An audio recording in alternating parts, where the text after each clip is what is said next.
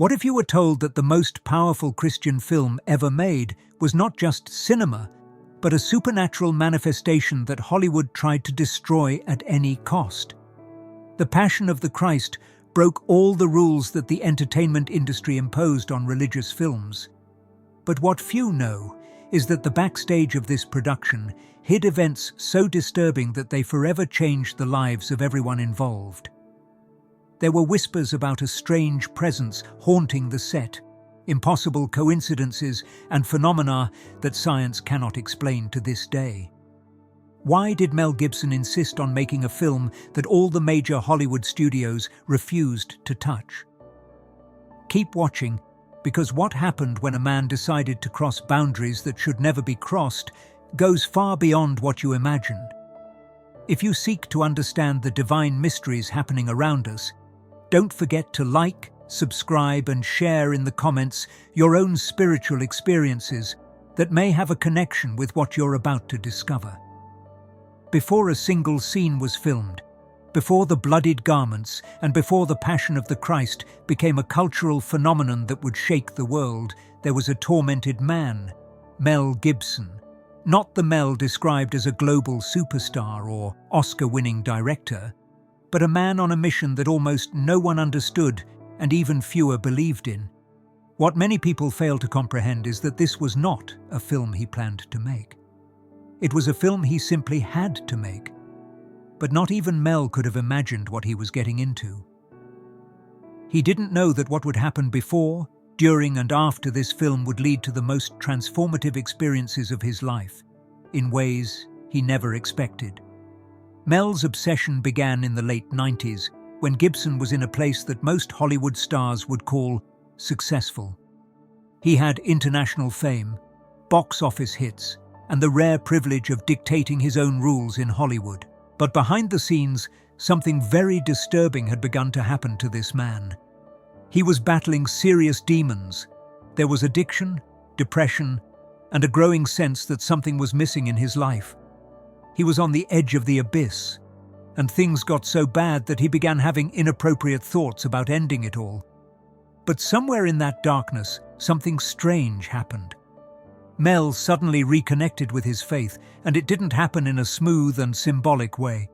It happened deeply and almost obsessively. According to Mel, in the midst of his pain one day, he simply fell to his knees on the floor and began asking God for help.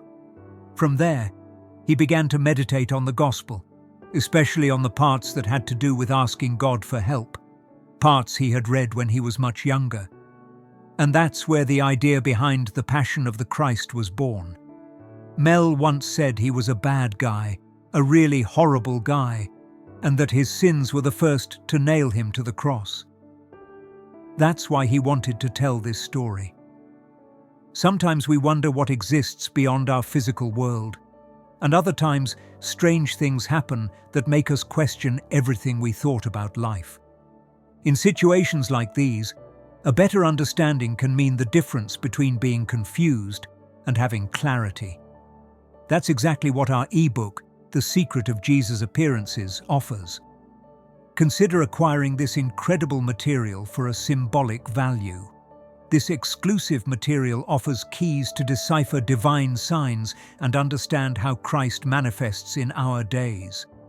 Your contribution allows us to maintain this independent research work. The link to acquire the material is available in the pinned comment. Mel became obsessed with telling the story of the last hours of Jesus Christ. Not as a parable, but as it really happened, in all its cruel and brutal details. And then he began to dive into research. He reviewed the scriptures, studied the Stations of the Cross, immersed himself in historical texts, and even consulted mystical writings like the Visions of Anne Catherine Emmerich. He wasn't interested in opinions. He wanted precision, realism, and authenticity.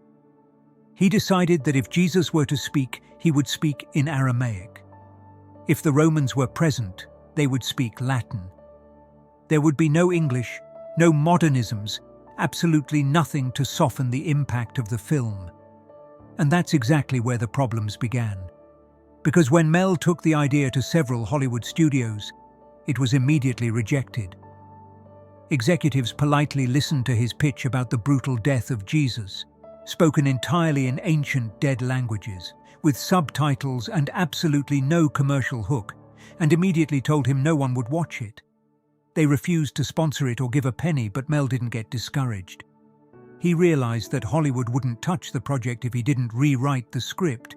But he also realized that if he made concessions on the small details they wanted him to change, the entire essence of the film would be lost. And then he did the unthinkable. Mel made the courageous decision to finance the entire project alone, an impressive $30 million of his own money for production, and another $15 million for marketing. There were no outside investors, no studio support, and definitely no safety net. The stakes were extremely high. If this film failed, it wouldn't just be a failure, it would be a total collapse. But Mel didn't care, because at this point, this film was no longer just business. It was a calling. And he was about to break every rule in the book. But his next decision raised even more eyebrows. Mel decided he didn't want the usual Hollywood stars in the film. No famous names, no faces that would distract, and definitely no A-list actors who would take focus away from the story. He believed the film had to look ancient, timeless, and anonymous, so the audience wouldn't see the actors. They would simply see Christ. And that's how Mel decided on the man whose life completely changed with this film, Jim Caviezel. Jim was a serious and devout Catholic actor who, at the time, was better known for supporting roles. He had the intensity Mel was looking for and the humility to take on the most demanding role imaginable. When Mel offered him the role, Jim didn't hesitate.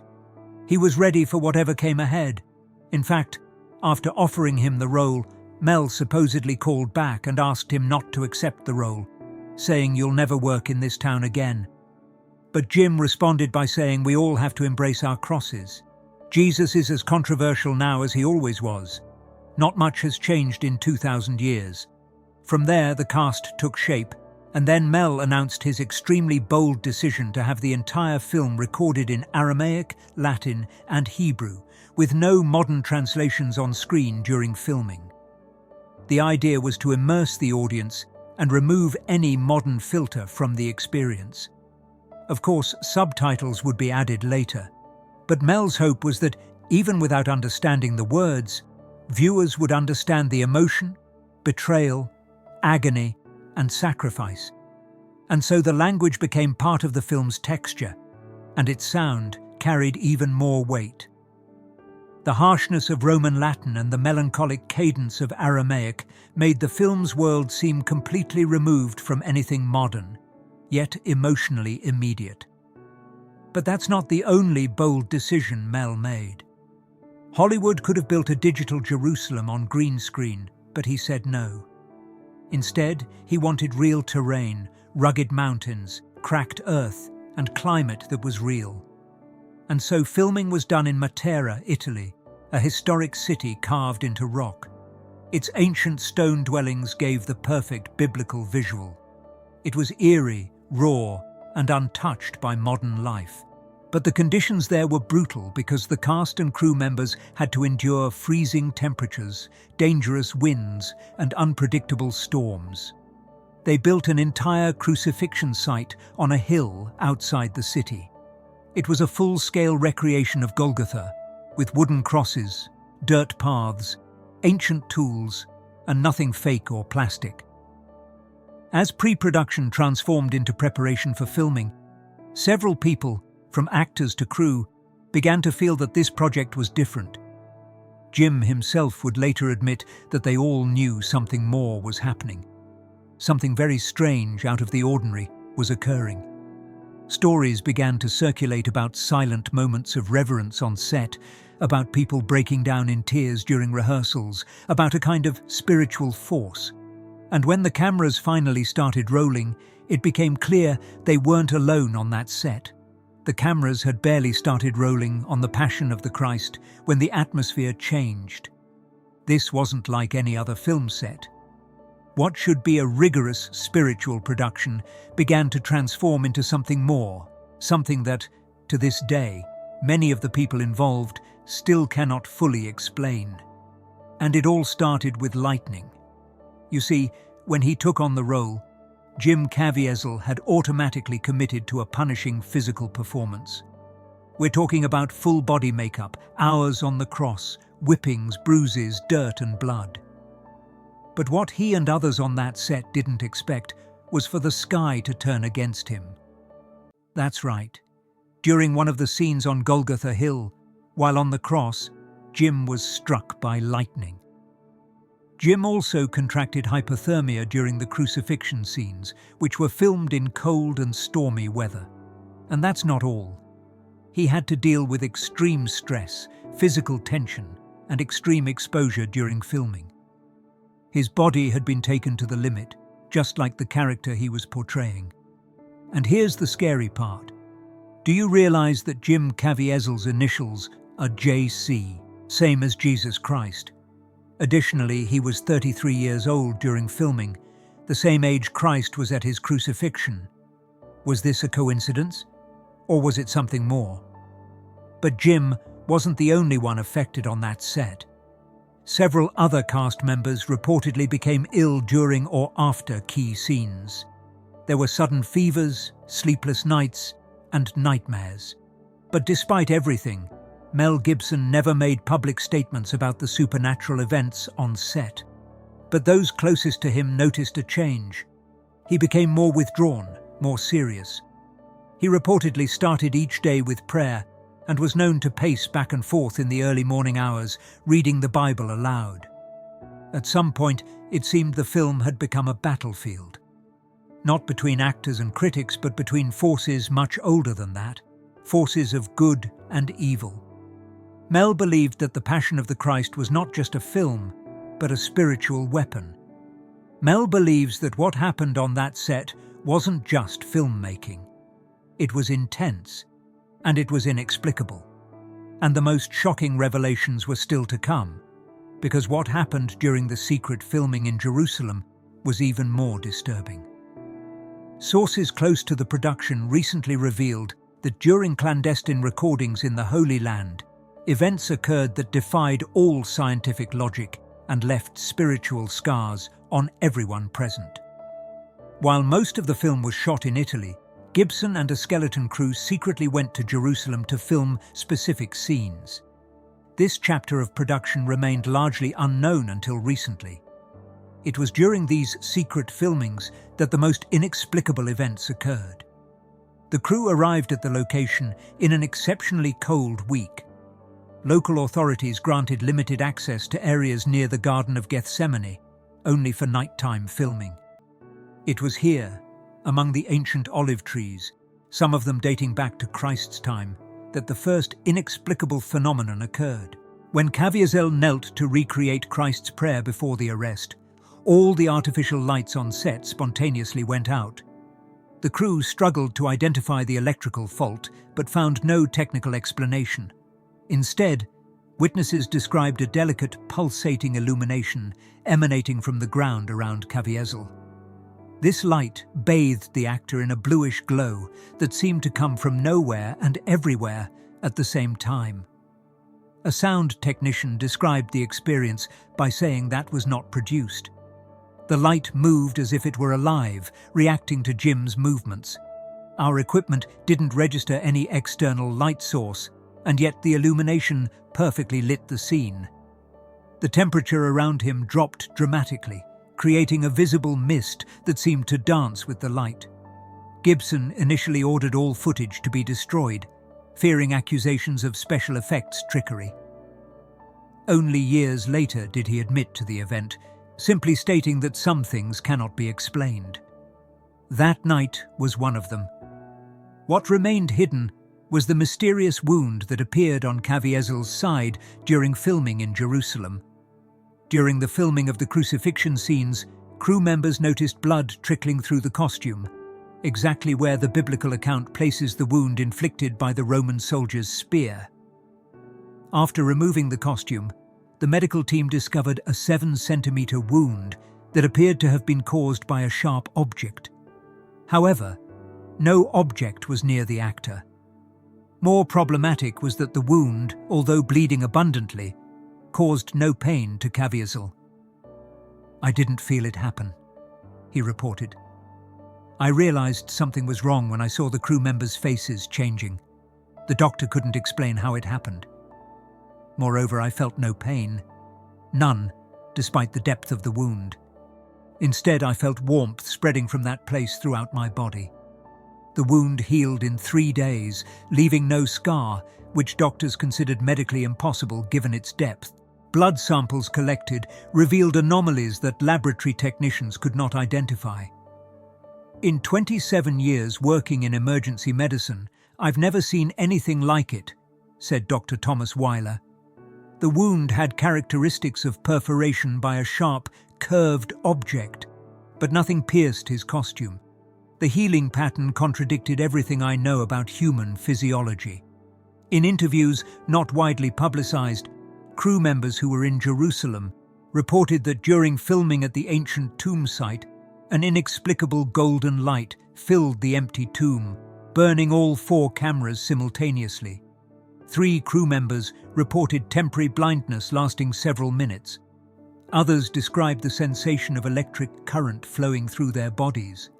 A local production assistant, who identified himself as a devout Muslim, fell to his knees, later claiming he saw a figure in the light that spoke to him in a language he didn't understand, but somehow comprehended. The release of The Passion of the Christ was not the typical red carpet premiere with flashing lights and celebrity interviews. There was no big press tour, no appearances on late-night talk shows and commercials. Mel chose a different path for promoting this film. He completely bypassed the conventional marketing machine. Instead, he turned to churches to help with marketing. Evangelical leaders, Catholic priests, and Christian influencers received advance copies of the film. Private screenings were held not in Beverly Hills, but in church basements and conference rooms across the United States. And when pastors began endorsing the film from the pulpit, promoting it and describing it as the most powerful representation of Jesus ever put on screen, something wild began to happen. The faith community mobilized and took the film to the next level. Church groups began booking entire theaters to watch the film, and some even organized buses to transport their members. In fact, sermons were built around the release date. For many Christians, watching The Passion of the Christ wasn't just a cinematic experience, it was a spiritual event. And so, suddenly, Mel Gibson's controversial project exploded into one of the biggest cultural events in cinema history. Analysts were stunned. The film premiered on Ash Wednesday, and on that first day, it grossed $23.5 million. By the end of opening weekend, it had grossed about $83.8 million, exceeding all expectations and becoming the biggest February opening of all time at that point. And it didn't stop there. Despite being an extremely violent religious film, subtitled "Rated Inappropriate for Minors," with no Hollywood stars, The Passion of the Christ continued to draw crowds. When it left theaters, the film had grossed about $370 million in the United States alone, and over $611 million worldwide, becoming the highest-grossing, inappropriate-rated film in history at the time. This wasn't just a success, it was a phenomenon. A $30 million film, independently financed by Mel Gibson himself, had beaten the odds and defied Hollywood rules. And the entertainment industry was completely speechless. But with all that success came a giant wave of criticism. Even before it premiered, The Passion of the Christ had already begun to provoke outrage. Several Jewish organizations, including the Anti-Defamation League, accused the film of promoting anti-Semitic themes, specifically the ancient accusation that Jews were solely responsible for Jesus' death. Abraham Foxman of the Anti-Defamation League said bluntly that his concern was that The Passion of the Christ could fuel the latent anti-Semitism that exists in the hearts of those people who blame Jews for Jesus' death, which has always been the source of Western anti-Semitism. However, Mel Gibson insisted that the film simply portrayed events as they happened, according to scripture. But many scholars and activists weren't buying it, and then heated debates erupted on talk shows, tabloid pages, and even in religious circles. And yet, people continued to flock to see the film. Another major point of contention was that the film was too brutal and filled with graphic violence. Critics accused Gibson of reveling in violence. The scourging scene alone, lasting almost 10 excruciating minutes, was described as too graphic by some critics. Audiences reportedly fainted, vomited, or left the theatre in tears. Roger Ebert, one of the few critics who tried to praise the film despite its intensity, wrote that the film is 126 minutes long, and I estimate that at least 100 of those minutes, perhaps more, are specifically and graphically concerned with the details of Jesus' torture and death. This is the most violent film I have ever seen. David Anson, another critic, wrote that instead of being moved by Christ's suffering or impressed by his sacrifice, I felt abused by a filmmaker intent on punishing an audience for who knows what sins. But amid all that fire, Mel Gibson remained largely silent and decided to let the film speak for itself. Internationally, The Passion of the Christ stirred as much passion and controversy as in the United States. In Mexico, the film was embraced with fervent devotion. In Italy and Poland, Catholic audiences filled theaters night after night. In Brazil, the film was shown in favelas and cathedrals alike. But in France and Germany, where historical sensitivities around anti-Semitism are especially pronounced, the film faced strong backlash, and several theaters refused to show it at all. In Christian circles, many hailed the film as a divine work of art. Viewers reported feeling spiritually transformed. Some even claimed physical healing or emotional breakthroughs after watching it. Churches used the film to rekindle conversations about Christ's sacrifice. Evangelists distributed recordings as conversion tools. For many believers, this film became the most powerful evangelistic tool since the Bible itself. But outside the church, critics, scholars, and filmmakers continued to accuse Mel of inflaming religious tensions, glorifying violence, and pushing a fundamentalist worldview. And that backlash was eventually directed at Mel's personal life. Reporters began investigating his family background. His father's controversial statements about the Holocaust were dragged into the spotlight, and his own interviews, which were often cryptic and defensive, fueled more fire. Suddenly, The Passion of the Christ was no longer just a film. It had become a cultural fault line. When the dust finally settled, one thing was clear. The Passion of the Christ had changed the movie business. It had proven there was a massive, largely untapped Christian audience that Hollywood had ignored for decades.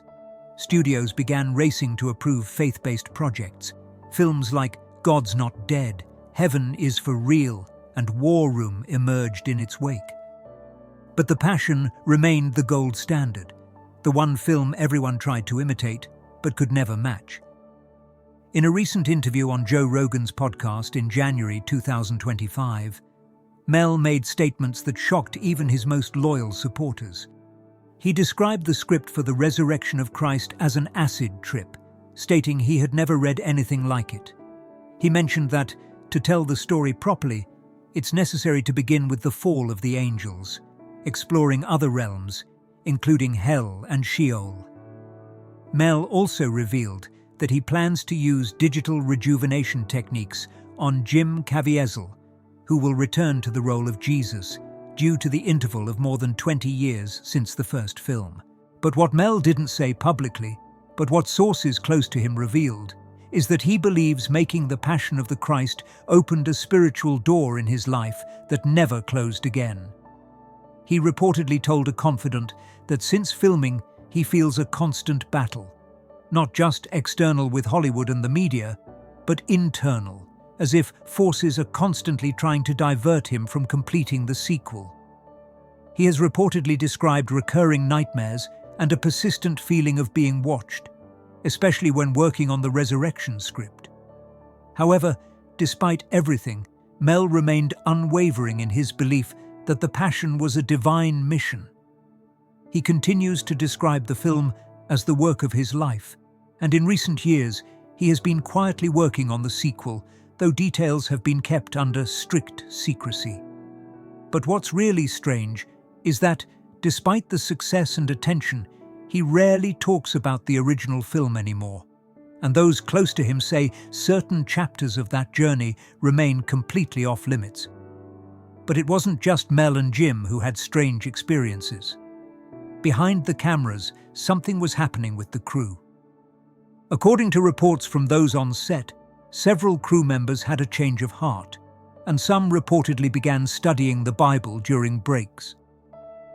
Extras, technicians, food vendors, and people whose names never made it to the screen quietly shared stories of dreams, visions, or inexplicable emotions during production. Several crew members reportedly confessed their sins and asked for baptisms while filming was still ongoing. Perhaps one of the most profound conversions was when Luca Lionello, a self-proclaimed former atheist who played the role of Judas, suddenly decided to convert to Christianity after the experience he had on set. In later interviews, Lionello described the experience as being confronted by something he couldn't deny. "I didn't believe in anything," he said. "But when you're there, living those scenes, feeling the weight of them, something breaks inside you. It wasn't intellectual, it was visceral. I knew I had found something real." However, what's even more disturbing is how many people who were involved in making The Passion of the Christ still refuse to talk about it, even 2 decades later.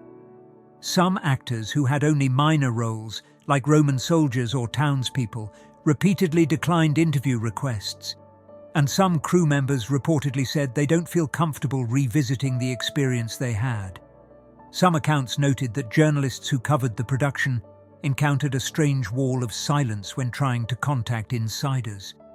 There's no scandal being covered up, no crime, just silence. However, the few who speak frequently describe the filming as spiritually intense, overwhelming, or different from anything they had experienced before. But for those who don't open up, some speculate that the emotional weight of the story and the way it was filmed created a kind of sacred space that people hesitate to disturb.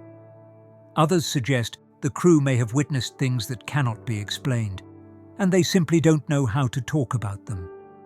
And then there are those who whisper that what happened on that set went beyond art, beyond storytelling, that it crossed into the supernatural, and everyone who was there knows it. In recently leaked internal documents from an insurance company that covered the production, there are mentions of unspecified incidents that required psychological evaluations of crew members.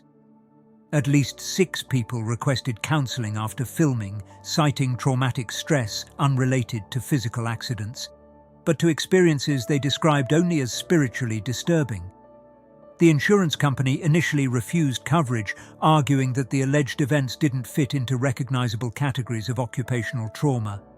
Eventually, a settlement was reached under strict confidentiality clauses. Mel Gibson, in his interview with Joe Rogan, admitted that making the sequel is scarier than making the original.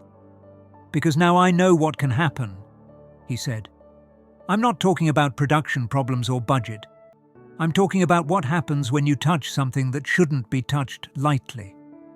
The resurrection isn't just a historical event, it's a spiritual reality, and when you try to portray it, you're entering territory that has guardians. When pressed about what he meant by guardians, Mel fell silent for a long moment before saying, "Both those who want the story to be told and those who desperately don't." The anticipation for the resurrection of Christ is immense. The evangelical community considers The Passion of the Christ the greatest Hollywood film of all time, as Wallace said, and they keep telling us they think a sequel will be even bigger. But those who know the backstage understand this isn't just another Hollywood blockbuster being produced. It's a continuation of something that began more than 20 years ago, something that changed lives, destroyed careers, and opened spiritual doors that perhaps should never have been opened. The profound significance of the events for current Christian faith cannot be underestimated. The Passion of the Christ proved that in a world where Hollywood had abandoned authentic Christian narratives, there was a massive hunger for unvarnished spiritual truth. The film didn't just tell the story of the crucifixion, it forced viewers to confront the brutal reality that Christ endured. And in that confrontation, millions found renewed faith, while others found faith for the first time. The lessons about courage, obedience, and sacrifice are profound. Mel Gibson risked everything, his fortune, his reputation, his career, to tell a story he believed needed to be told. Jim Caviezel sacrificed his Hollywood future, knowing full well the price he would pay. Crew members confronted their own doubts and fears, and many emerged transformed. The parallel with the crucifixion itself is inescapable. Just as Christ carried his cross knowing exactly what it would cost, those who made this film carried their own crosses, facing ridicule, rejection, and for some, career destruction. Scripture speaks directly to these experiences. Romans 5 verse 8 reminds us that God demonstrates his own love for us in this, that while we were still sinners, Christ died for us. The Passion of the Christ made that truth viscerally real for millions. Matthew 10 verse 38 declares, "Whoever does not take his cross and come after me is not worthy of me." Jim Caviezel cited that verse when explaining why he accepted the role, even knowing it would destroy his career. And 2 Timothy 3 verse 12 warns that all who desire to live godly in Christ Jesus will be persecuted, a prophecy fulfilled in the lives of Mel Gibson and Jim Caviezel after the film's release. The invitation to personal reflection is powerful. If ordinary people, actors, directors, technicians could endure so much to tell Christ's story, what are you willing to endure for your faith? If Jim Caviezel can sacrifice a multi-million-dollar career for a calling, what sacrifices are you avoiding? If Mel Gibson can risk his fortune and reputation to do something he believes in, what risks is God asking you to take? The connection to the viewer's current mission is clear. We live in an era where Christian faith is under constant attack in popular culture, in the media, in academia. The Passion of the Christ proved that when Christians courageously stand to tell the truth, even when the entire industry is against them, God honors that faithfulness. The film should have failed according to all Hollywood metrics, but it became the highest-grossing independent film in history. This wasn't luck, it was divine providence. If these revelations awakened something in your spirit, demonstrate it by liking this video, subscribing to the channel, and sharing in the comments how God has manifested in your own life. Your testimony can touch the heart of someone who needs this message. Join our community of truth seekers and continue with us on this journey of spiritual discoveries that can change your life forever. And don't forget to download our free ebook in the pinned comment before the last copies run out. What do you think about the Passion of the Christ? Was it just a film or something much greater? The evidence suggests that when you touch the most sacred story ever told, when you portray it with brutal honesty, when you refuse to compromise truth for Hollywood acceptance, something happens. Doors open, both in the physical and spiritual realm. Lives are transformed, careers are destroyed, and the battle between light and darkness becomes terrifyingly, wonderfully real. Tell us in the comments what this story means to you.